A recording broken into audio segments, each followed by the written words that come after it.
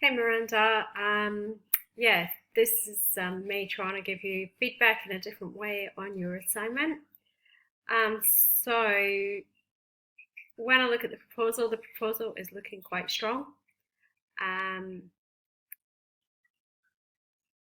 It can be hypothesized that musically trained participants will bolster a quicker time relaying the lyrics as compared to musically untrained participants. Maybe just work on that wording a little bit. Yeah, I'm not too sure about the use of that term. It's quite unusual, and you want your research question to be, you know, just nice and clear. This one you've got up the top is perfect. I would get rid of this hypothesis and just say, this investigation seeks to answer the question, does musical training decrease the speed that lyrics are recalled? And that's nice and simple, very easy to read, and that's what you want. The fact that you've got this bolded is good. I would also like you to bold sort of the key terms, like observational, the fact that it's a observational quantitative design, not qualitative. So I change that to quantitative design and make sure that you put it in bold so that you're really highlighting those key terms. And again, I've changed this word from particularly to directly. The variables weren't directly manipulated. They were based around natural groups being musically trained and untrained, so that's good. The data will be collected is both objective, quantitative, being the time to recall nursery rhymes, and possibly even add in there the unit of measurement, seconds.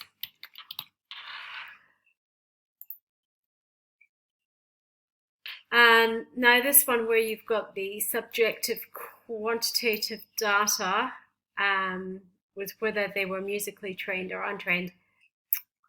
It's a little bit tricky, but really it was descriptive. It wasn't a number. It was a descriptive, so it becomes qualitative data.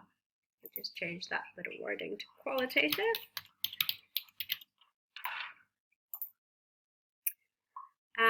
So these answers will be categorized with the musical data. So these answers will categorize them into musical status, to the musical status. And the recall times will be compared with the category's average score. So just add recall times in there just to really make it clear about what you're doing.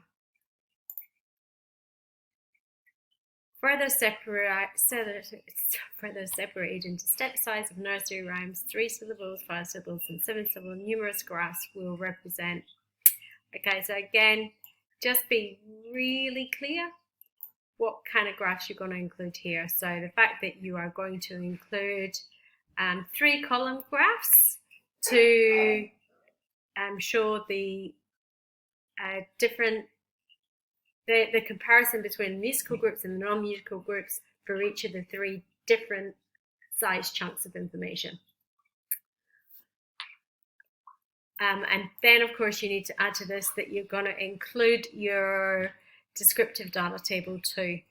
So just add that down here as well. I'm just going to pause this for a second and I'll be back. Okay, back again, Miranda. So I think, oh yeah, we'd finished doing the proposal, and the introduction is very much just a rewrite of the proposal. Yes, you should do a little bit of research into other studies that have researched a similar question, but don't do a great deal. 1 sentence is enough to say that, a previous study found musical training increased memory or whatever you find. Don't go into too much detail. Don't take up too much word count. So with your data analysis,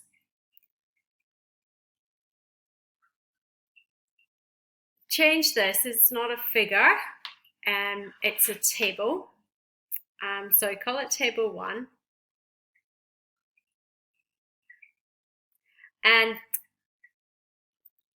I would take out all those raw data scores. You always should be presenting data that has been processed and analyzed, which is your maximum, your minimum, your range, and your average score. So if you were to pop those scores along here, that would make a much nicer and clearer table.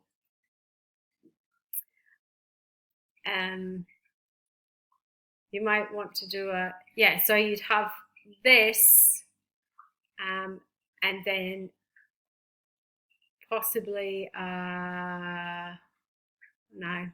how are you going to do this? What have you done here? Okay, so your categories are up here. So you might have to put another, get rid of this column and get rid of this and put maximum, minimum, range here like you have, and just put the corresponding scores in. The other thing that I want you to look at is the name of this category. I think it's a bit misleading. 3 trained, 3 untrained, 5 trained, 5 untrained. I feel like I will want to see the word step size in there, or syllables. So 3 syllables trained, 3 syllables untrained, 5 syllables trained, 5 syllables untrained. Then it's going to make a little bit more sense to me. And I'd be tempted to even highlight your trained and your untrained in one color and these ones in another color, so that when you're talking about these graphs, you can refer directly to the table, and you can say, as you can see in the highlighted part, the pink highlight, the average score is 2.5 for step size 3 for the trained participants and 2.35 for the untrained participants.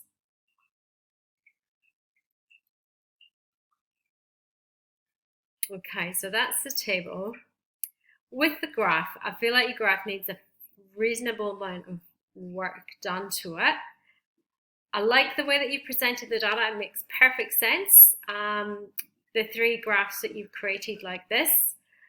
But what I'd like to see is your minimum and maximum scores up the side, possibly.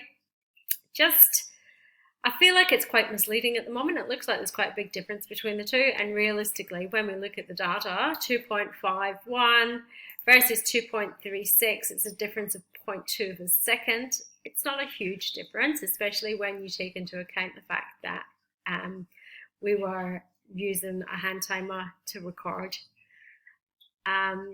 This one, 1.99 compared to 2.13.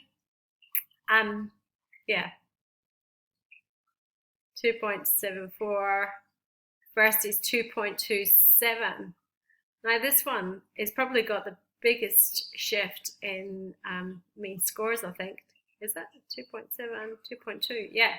And your graph just doesn't show that. This looks like it's a smaller shift.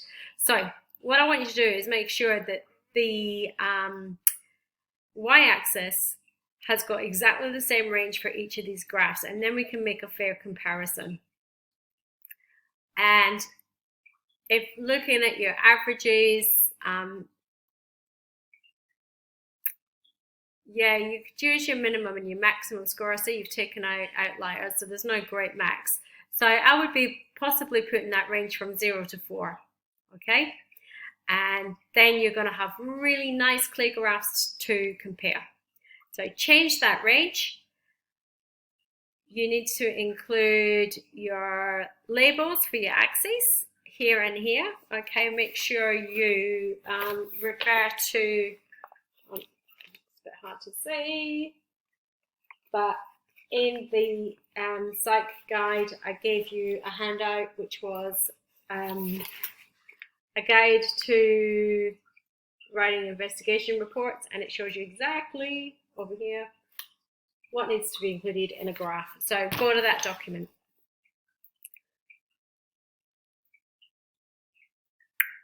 What else do I need to say about this graph? Yes, it needs,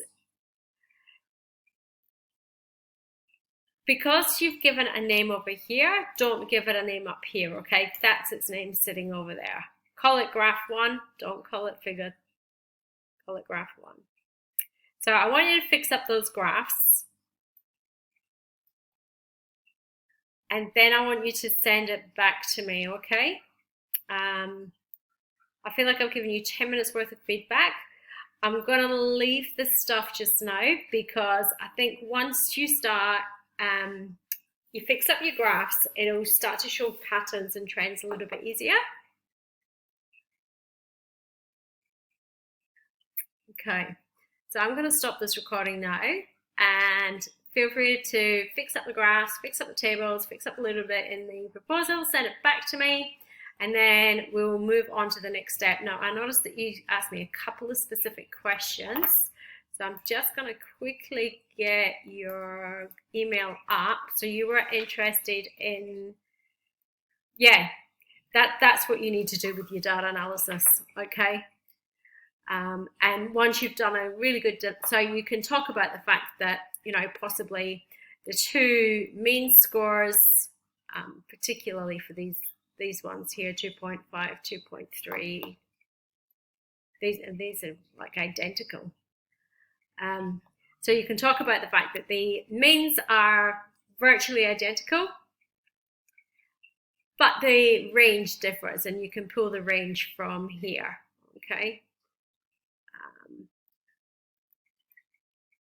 And the fact that you've written range, like, yeah, you've got the minimum, maximum, so you can talk about the minimum, maximum, the spread of the data. There's a, you know, talk about how spread out that data is compared to the other one. My beagle's trying to get in the lounge room.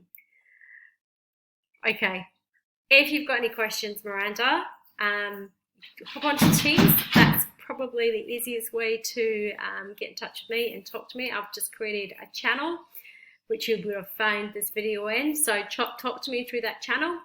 Otherwise, you can just send me an email, okay? So hopefully that helps, and yeah, I'll talk soon. See ya.